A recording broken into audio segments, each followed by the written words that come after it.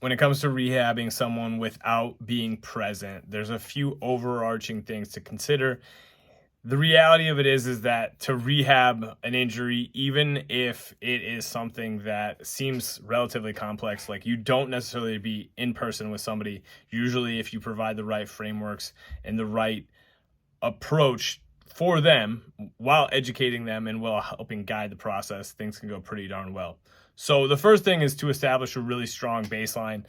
Think about the history of their condition, try to trace back their timeline with the person or yourself as best possible, and identify what modifiable factors they might be able to start to manipulate as soon as possible. Whether that's like sleeping more, whether that's more activity, decreasing overall activity. We just want to start to play with the variables that we know are health seeking and ultimately will help them rehab their injury or their pain actively, right? So trace back the timeline, start to figure out the history and the things that seem to influence the injury or the pain as fast as possible. That's just a really good starting point. Then we want to identify aggravating and easing factors, right? So what are the things that seem to increase symptoms? What are the things that seem to help it?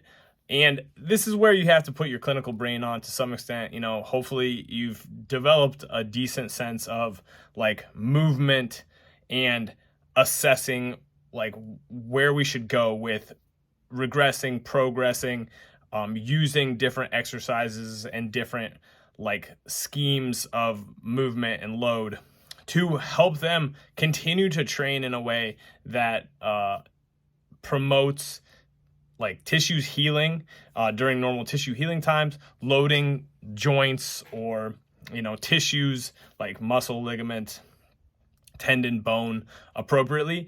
And then when we have this list of aggravating and easing factors, we just basically align more with figure out what's the easing factors that we can lean into, the things that seem to help as best possible, while also just slowly exposing them to things that maybe are aggravating but in a lower dose or with a different range of motion. And if you do that over and over again, you're probably going to, over the course of time, start to build up their tolerance to certain activities, while also increasing their zone of basically like what they can do from a productive training standpoint. There's various models that you can use to help you with this, like the envelope of function model. That's kind of a workload and like what seems to be helping like model. We find a lower threshold, we find a higher threshold. We just don't let people push into, you know, too high of a threshold.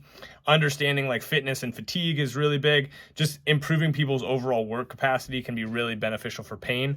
The other thing we can always do is we can always like lean into just like putting like them under some amount of stress in a different environment with a different domain. So if there's somebody who's like a lifter and, you know, they're trying to rehab back to lifting, like we can do a lot of like lower threshold, like lower rate of perceived exertion work. We can also push their cardiovascular endurance up or their energy system development. We can lean into things that they may not be doing on a regular basis and help them just become a more fit and capable organism. Finally, we just want to actually like orient around their goals and let them know that like not having any pain is not like necessarily a good expectation. What we want to do is find tolerable levels of pain, and then we want to like step up our capacity with that pain, and hopefully over time we can create both psychological adaptations like habituation to certain stimuli, while as increased capacity, right? If their capacity goes up at the same pain level, that's pretty much the same as reducing their pain if they're not doing anything, right? So we can pull a bunch of levers to help people see that, okay, I need to continue to train, or I need to build up my capacity, right? I need to build a bigger cup to manage the stress on my system. But I also need to deload some of the things that may be causing issues and irritation, right? So when it comes to like the rehabilitation process, like there are certain things that being in person may be advantageous for. Certainly things that are relatively acute, I think it can be really advantageous to be in person for. But for the most part, when people have pain or an injury, we can do a lot via virtual assessment. via good history taking, and then via, honestly, like a relatively conservative initial starting point that allows us to build over time based on aggravating and easing factors, simple progressions, understanding, like tolerance and sensitivity, and then also priming people with the expectation that some amount of pain is acceptable in the rehab journey. Doesn't necessarily mean that anything is wrong. It's just your body responding to a little bit of increased stress. Too much of that is no bueno, but a little bit of it can go a long way. So I hope this was helpful. If it's for you or you're trying to manage your own pain, please seek out the help of a practitioner you trust to utilize these strategies.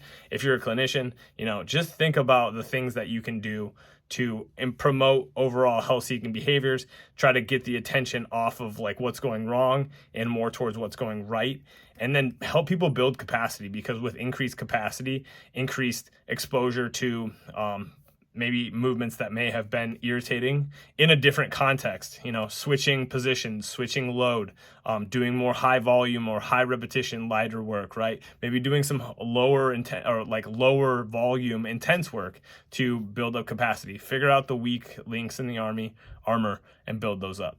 Hopefully this was helpful. Appreciate you. Take care.